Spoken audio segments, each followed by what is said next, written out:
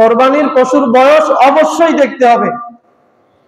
নবী করিম সাল্লাল্লাহু আলাইহি ওয়াসাল্লাম তিনি বলেন, ক্বালা রাসূলুল্লাহ সাল্লাল্লাহু আলাইহি ওয়াসাল্লাম, লা তাযবাহু ইল্লা মুসিন্না ইল্লা আইয়াসুরা আলাইকুম ফাতাযবাহু জাযাআতাম মিনাদ দুআম।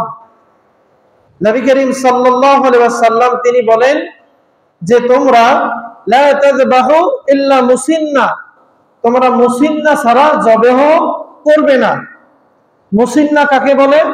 শরহুন নববীতে এসেছে, মুসিন্না হচ্ছে উটের ক্ষেত্রে 5 বছরের উটকে মুসিন্না বলে, গরুর ক্ষেত্রে 2 বছরের উটকে মুসিন্না বলে, ছাগল ভেড়া এবং দুম্বার ক্ষেত্রে 1 বছরের ছাগল ভেড়া কিংবা দুম্বাকে মুসিন্না বলে।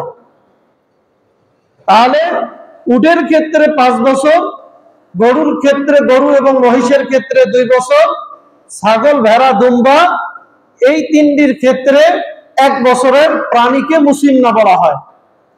এরপরে নবী করিম সাল্লাল্লাহু আলাইহি ওয়াসাল্লাম বলেছেন, ইল্লা ইয়াসুরা আলাইকুম, তবে তোমাদের যদি কোনো সংকট পড়ে, কোনো সমস্যায় পড়ো, তাহলে ফাতাযবাহু জাযাআতাম মিনাদ দুআন, ভেড়া কিংবা দুম্বা এটা যদি 6 মাসের হয় আর দেখতে 1 বছরের মনে হয়, তাহলে ভেড়া কিংবা দুম্বা 6 মাসের এটা কোরবানি করা জায়েজ আছে।